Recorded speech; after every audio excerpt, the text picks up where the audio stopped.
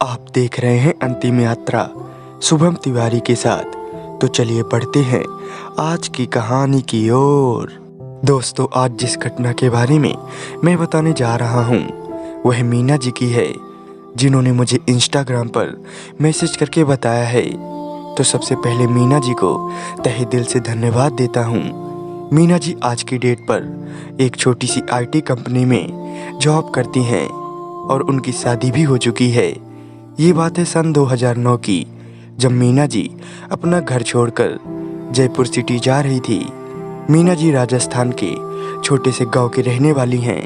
उनकी 2 बहनें और एक भाई हैं। मीना जी सभी लोगों में सबसे बड़ी हैं और उनके घर की आर्थिक स्थिति सही न होने के कारण उन्हें जयपुर शहर जाना पड़ा। वैसे तो किसी का भी मन नहीं था कि मीना जी जयपुर जाएं, लेकिन मजबूरी में मीना जी को जयपुर जाना पड़ा। मीना जी बताती हैं कि जयपुर जाने के बाद उन्हें बहुत कुछ झेलना पड़ा। जब मीना जयपुर गई थी तब उनकी उम्र मात्र 20 साल की थी, लेकिन उनके अंदर बचपन से ही कुछ करने का जुनून था, जिसकी वजह से वो हर मुसीबत को झेलने के लिए तैयार थी। खैर, यहाँ से अब कहानी चालू होती है। मीना जी एक छोटे से मॉल में डेटा एंट्री का जॉब करने लगती हैं, जहाँ उनकी दोस्ती मोनिका नाम की लड़की से हो जाती है। अब दोनों साथ में जॉब करने लगती हैं और एक ही रूम में रहने भी लगती हैं। ऐसे ही समय बीतता गया। कुछ दिनों बाद मेरी दोस्त यानी कि मोनिका गांव चली जाती है और थोड़े ही दिनों बाद पता चलता है कि उसने फांसी लगाकर सुसाइड कर लिया है। और इतना सुनते ही मैं रोने लगती हूँ। मुझे तो कुछ समझ में नहीं आ रहा था कि जो दोस्त मेरे साथ इतने दिनों तक रही वह आज दुनिया से चली गई।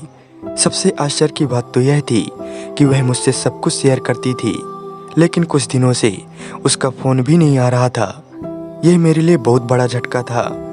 खैर, एक बार फिर मैं अपने आप को समझाती हूँ और ज़िंदगी की रेस में लग जाती हूँ। मैं अब अकेले ही रूम में रहने लगती हूँ और उसे भूलने की कोशिश करती हूँ। कहते हैं जीवन में बहुत सारे मोड़ आते हैं और यह मोड़ भी कुछ ऐसे ही था।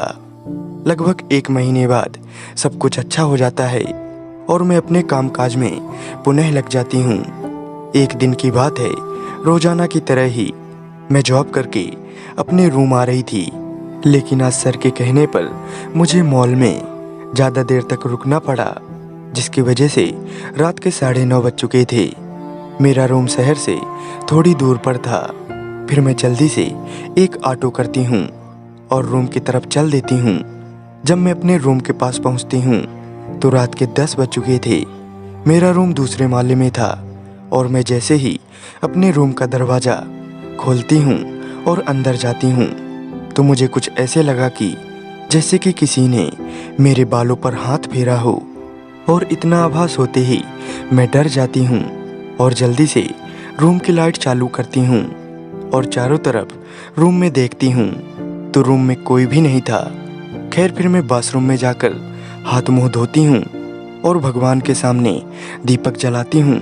तो दीपक जलाने के बाद दीपक बुझ जाता है और इतना देखकर मैं डर जाती हूँ। लेकिन फिर मैं भगवान को प्रणाम करके अपने बेड के पास आ जाती हूँ। मुझे आज ऐसा फील हो रहा था कि मेरे साथ कुछ घटना घटने वाली है।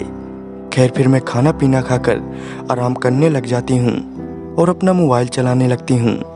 अभी रात के 11 बजे हुए थे और मैं मोबाइल चलाने के बाद लाइट बंद करके सोने लगती हूँ।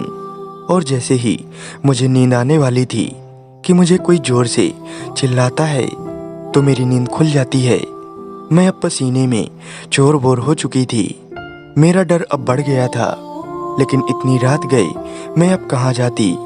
फिर मैंने सोचा कि रात भर मैं नहीं सोऊंगी और मैं जागती रही। लेकिन रात के 2:30 बजते ही मेरी झपकी लग जाती है और मेरी जैसे ही झपकी लगती है तो दरवाज़ा खटखटाने की आवाज़ आती है, जिससे मैं डर जाती हूँ और फिर मैं दरवाज़ा नहीं खोलती और कंबल ओढ़ लेती हूँ। कुछ देर बाद माहौल शांत हो जाता है और मैं जैसे ही अपने चेहरे को कंबल से बाहर निकालती हूँ तो मेरे सामने एक भयानक सी शक्ल की लड़की बैठी हुई थी और इतना देखते ही मैं बेहोश हो जाती हूँ। और जब मुझे होश आता है तब सुबह हो चुकी थी। खैर फिर मैं इस घटना को किसी से शेयर नहीं करती और सीधे एक पंडित जी के पास जाती हूँ। तो पंडित जी कहते हैं, मीना, कुछ दिन पहले तुम्हारी दोस्त सुसाइड की है और वह मौके का तलाश कर रही थी, उसी ने तुम्हें परेशान किया है। खैर दोस्तों, फिर पंडित जी मुझे एक ताबीज़ देते हैं और मैं फिर उस ताबीज़ को पहन लेती हूँ, जिससे मुझे अच्छा महसूस होने लगता है और फिर मैं वह रूम छोड़ देती हूँ। खैर अगर आज की बात की जाए तो मेरी शादी हो चुकी है और मेरी घर की आर्थिक स्थिति भी अच्छी हो गई है। तो दोस्तों, यह कहानी थी मीना जी की। यदि आप भी मुझे कोई रियल घटना के बारे में बताना चाहते हैं तो आप मेरे इंस्टाग्राम आईडी पर भेज सकते हैं। तो आज के लिए बस इतना ही। मिलते हैं किसी और घटना के साथ। तब तक के लिए बाय एंड टेक केयर।